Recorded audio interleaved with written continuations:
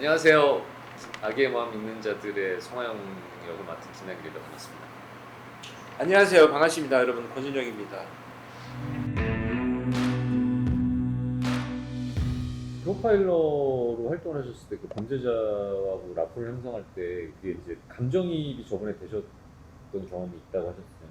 그렇게 감정이입이 됐을 때 빠져나오는 방법이 있어요? 솔직히 얘기하면 나는 좀 초창기 프로파일링을 하기 시작하면서 유영철 정남규까지 2000년 시작해서 정남규 체포된 게 2004년이잖아요. 이 4년 동안 너무 프로파일링이라고 하는 것에 대한 어떤 몰입이 되어 있어가지고 내가 범죄자와 이게 유영철처럼 됐단 말이에요. 내가 이걸 다시 나로 왜 돌아가야 되지? 그냥 나는 유영철 됐지만 내가 유영철처럼 사람을 죽이지는 않잖아. 이런 생각이 내가 드는 거야. 이 감정을 조금 유지해 나갈 수도 있겠구나. 사실 나쁜 거였지. 어떤 범죄자들은 프로파일러를 하시면서 그 감정이입이 돼서 그 동기가 너도 이런 상황이었으면 너도 똑같이 했을 거야 라는 거에 그래 그럴 수 있었을 것 같아 라고 어느 순간에는 또 그런 경우도 있다고 하시잖아. 근데 있어요. 있는데 거기에 차이점은 뭐냐면 이게 사회심리학에서 굉장히 중요한 부분인데 상황이 사람을 지배하는 게 있고 사람이 상황을 지배하는 경우가 있어요. 근데 대부분 지금 남규 씨가 얘기한 것은 상황이 사람을 지배하는 상황이잖아요. 근데 왜 상황이 사람을 지배하냐면 이 사람의 목표에 따라서 달라져요. 그러니까 내가 뚜렷한 어떤 바른 목표를 갖고 있으면 상황이 어떻게 전개되더라도 자기를 지켜가는 힘이 되고 에너지가 되는데 목표가 불분명한 사람은 상황의 지배를 받아요. 근데 이 목표가 왜 뚜렷하지 않느냐? 지금까지 얘기한 것처럼 무력감, 좌절 이것이 계속되어 왔기 때문에 목표가 없어. 그러면 상황의 지배를 받고 사는 거야. 그러니까 지금 20대 초반의 아이들이 디지털 성범죄를 저지르는 것도 목표가 뚜렷하지 않아요. 내가 살아갈 수 있나?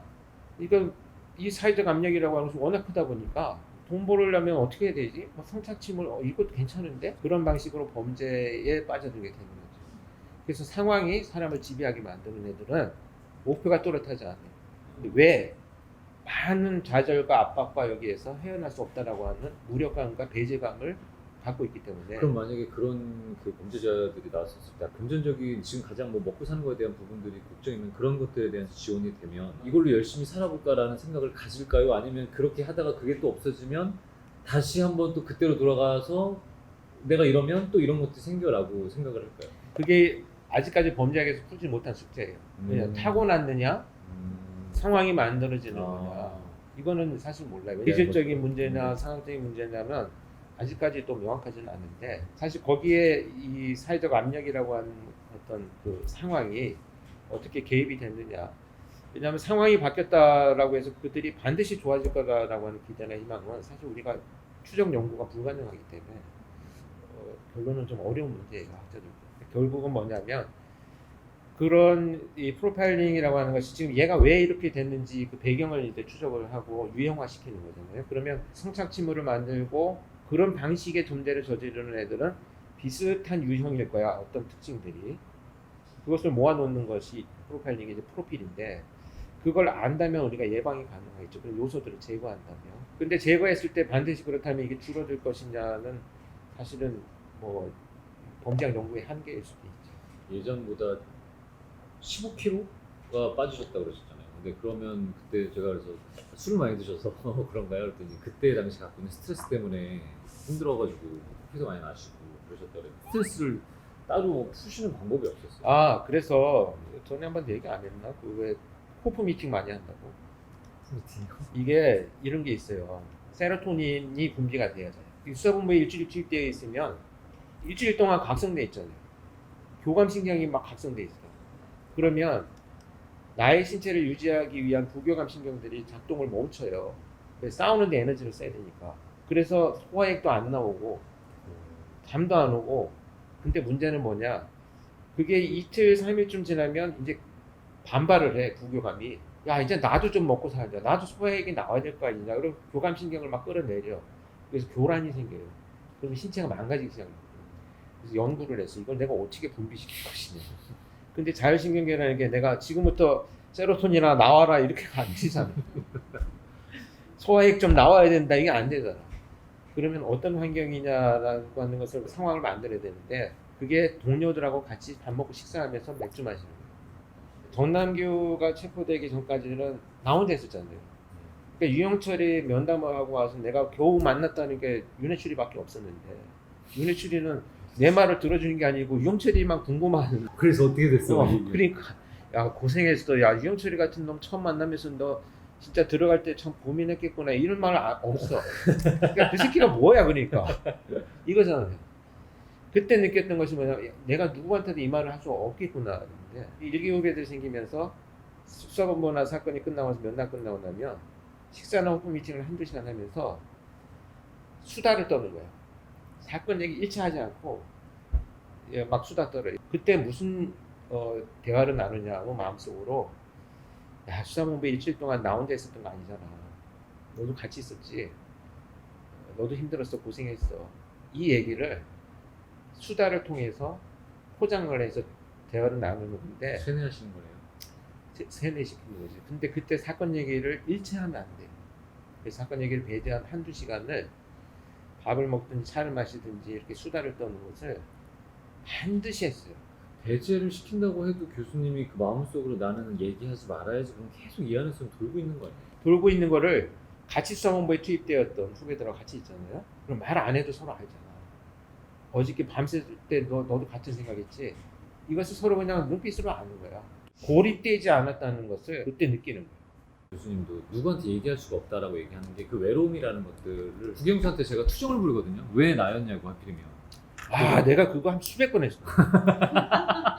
진짜 리얼로. 이제 하영이가 갖고 있는 캐릭터 특징이 감정을 너무 잘 느끼기 때문에 누구한테 얘기 안 하고 계속 손가락을 누르는 감정들로 표현하는 건데, 그게 어릴 때부터 감내해서 크면 조금 달라질 줄 알았는데 지금도 누구한테도 얘기할 수 없는 상황이 돼버렸으니까 그냥 도심 속에 혼자 걷는 신이 하나 있었으면 좋겠다. 감독님이 그런 얘기를 좀 같이 했었던 적이 있거든요. 그거는 진짜 그랬어요. 그래서 내가 전에 한번 얘기 안 했나? 내가 술 먹고 길거리에서 잡았다니까. 이 술을 마시고 내가 생전 그런 실수를 안 하는데, 그 술이 어느 정도 되면 내가 술 습관이 인사도 안 하고 가버리고 집에 항상 집으로 가요. 막 술자리에 이렇게 있으면 후배들한테 간다 이런 거 안 해요. 그냥 술이 너무 취하면 화장실 가는 것처럼 나와서 그냥 집으로 가거든. 근데 처음엔 찾더니 그 이후로는 안 찾아요. 그냥 없어지면 갔구나. 술값은 내고 갔나 안 내고 갔나 이게 중요하지. 근데 그날 내가 아마 연습 끝나고 나서 겨울이어서 추울 때인데 술이 너무 취해가지고 집에 가는 길에 이런 빌딩 옆에 앉아가지고 조금만 앉았다 가야지 했는데 눈 떠보니까 아침 앉아 있었어. 정말 앉아갖고 이렇게 저 잤던 거야. 안 얼어 죽은 게 다행이지.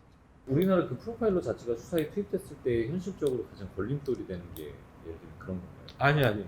그래서 윤해추리가 전략적인 게 뭐냐면 프로파일러를 과학수사에 소속을 해놨잖아요.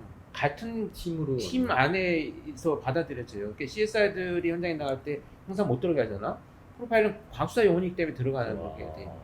그게 굉장히 큰 힘이 된 거지. CSI의 정보를 프로파일러가 가장 먼저 같이 공유할 수 있다는 거. 만약에 강력계나 광수대에서 프로파일러가 소속이 되어 있었다면 결국은 수사팀과의 갈등 관계가 유지됐을 건데, 프로파일러가 빨리 성장하게 된 배경이 가장 먼저 범죄자의 행동을 보고 어떤 증거물이 나왔는지를 같은 팀 안에서 공유할 수 있는 이점이 있었던 거죠. 한국의 지금 이 프로파일링이 시스템적으로 어떻게 정비해 나가는 게 좋을지. 조직 내에서 아직까지 인식이, 야 그럼 연쇄살인 안 나면 니는 뭐 하지? 뭐 이런 게 있어요.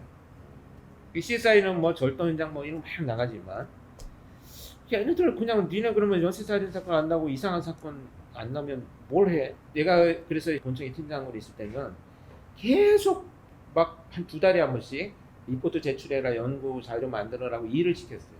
그러면 다른 팀원들이나 그 소속된 지방청의 계장이나 지휘관들이 볼 때도 저거는 사건이 안 나는데 뭔가 열심히 해. 뭐 하냐 보면 막 사건 자료 꺼내서 막 분석을 하고 막 데이터를 만들고 하고 자기 경험도 되고 결과물을 또 내가 본청에서 받으면 다 전파해가지고 간접 경험도 하게 만들고 이런 것들 막 책자를 만들고 이런 일들을 했거든요. 근데 그게 이제 거의 단절됐어요. 내가 나오고 나서 보니까